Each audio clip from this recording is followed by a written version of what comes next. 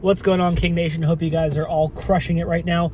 Just finished up preparing for a snowstorm. We just salted pretty much all of our commercial properties that get salt regularly. You know, we have a couple commercial properties that, for whatever reason or another, generally speaking, money, don't want to get salt. But, you know, the way we have our contracts right through our insurance company, they don't have to. But we just salted most of our commercial properties. Had one of our awesome team members come in and help me out with that, which was perfect. Finally got the salter working. We had some issues last time with that truck. I went to pull it out and the caliper blew up. Couldn't even get out of the parking lot of our yard. So we got the caliper fixed. $1,600 later, you know, both new calipers, new pads, new rotors, all good to go. So that truck was out working today, which was awesome because it makes salting the big parking lot areas way easier. We tried to be really smart and use our Turf Co, which is a fertilization machine, to spread the salt, because nitrogen and salt are they're both corrosive. So I wasn't super worried about it, especially if we spray it off, except for the fact that machine, I literally started it till the battery died with starting fluid, turned the key till the battery died. So that was really funny.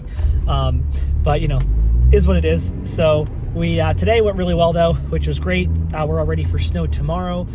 We have it looks like we have like 3 inches coming. So tomorrow, but it's coming from now until tomorrow at 1 p.m. So it becomes this weird thing with, you know, open ups, because we have a lot of businesses that are still going to be open, or neighborhoods or HOAs that have to be open in the morning for people to get to work.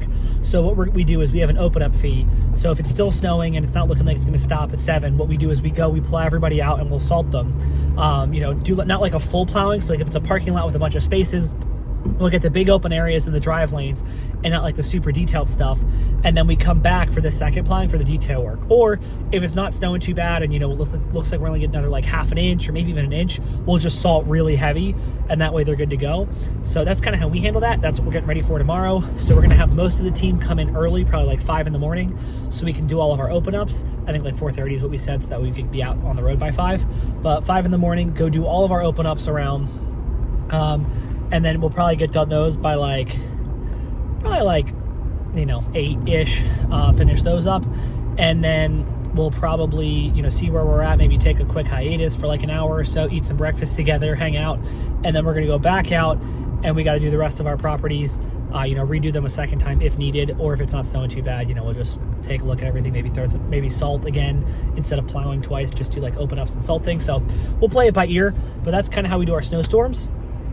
And yeah, beyond that, all just goes in service autopilot, so make it really easy, which is pretty cool. And then yeah, since we kept on 6 team members this winter, which is more than we have in the past, you know, it's been good. It's going to be a little tough over the next like 6 weeks or so as far as giving everybody hours. We're trying to rotate people around and make it equal, but makes it way easier for snow. One of our team members doesn't work for us during snow season, but that means we have 5 people to work during snow season plus myself. So it's like 6 people working. I'll normally take, like tomorrow, I'll probably take a truck, maybe another person, and then the other truck will have 2 people. And then we're going to have probably 2 of the people come in at a delayed start, because we want to make sure that the residentials are all fallen before we plow them, because we don't need to plow the residentials early. You know, the way those contracts are set up is different than a lot of our commercial stuff. And I'm going to drive by this truck, squeak by this really cool plow thing. Those side plows on these big state trucks are sick. But so anyway, that aside, yeah, so we're running 2 plow trucks with V plows, the Western V plows, and then 1 big Western salter that I'll take with all the big properties. And I'll do all those because I don't mind doing the salter stuff. And yeah, that's basically the gist of what we're doing. You know, the equipment's all working pretty decently. We have to get the 1 plow looked at because the lights aren't working perfect, but it's fine. It's all working, and our team's good, so I'm thankful for that. And that's basically our plan for the snow event. So yeah, I'll update you guys, you know, probably later this week about what the whole plan is for Full Circle for over the winter. But just want to give you guys a quick plowing update, kind of how we handle our snowstorms. All of our commercial customers are on your seasonal contracts. All of our commercial customers are per push. So every time we salt or do a push, we charge them. Our residential customers are seasonal, so they're paying one thing for the season. But we have like, I think of our residential customers, like 12 of the 15 or something are on seasonal contracts. The 3 that aren't are customers that use us for other services, and so we're allowing them to, you know, pay as they go, just because, you know, we don't want to lose them as a customer for plowing and have someone else plowing and lose, you know, them as a customer just because they don't want to pay seasonally. So in that case, if they do like 2, 3, 4 services with us, we'll make the exception. But you know, for those 12 customers that we did seasonally, we collected like 10 grand or something in prepays. And it makes it way easier for us, because then if it snows, we're not getting calls, hey, don't come, you know, because I already did it. It's like we're not doing that because they paid for the year. And it makes it easier for us for budgeting. and easier for them because then they don't have to worry about it at all. And then for the commercial, like I said, those are pay as you go, and that works really well also, just because, you know, we're able to make a lot of money per storm, and so we collect, you know, high thousands of dollars per every storm, or every 4 inches of snow, you know, plus saltings and stuff. So we'll salt usually once before and once after the storm, and then, you know, depending on if we go out twice or if we do the open ups, obviously it's more. So that's kind of how we structure our contracts, and that's all done through our insurance company, like I hinted at before, because we need to make sure our insurance is, you know, that's one of the most expensive parts of applying for most companies.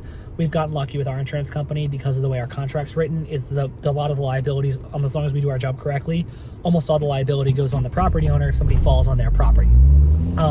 Which, you know, our customers know, they read it and they're fine with it, because, you know, we do mainly smaller commercial stuff, so like local businesses, local restaurants, and that kind of stuff.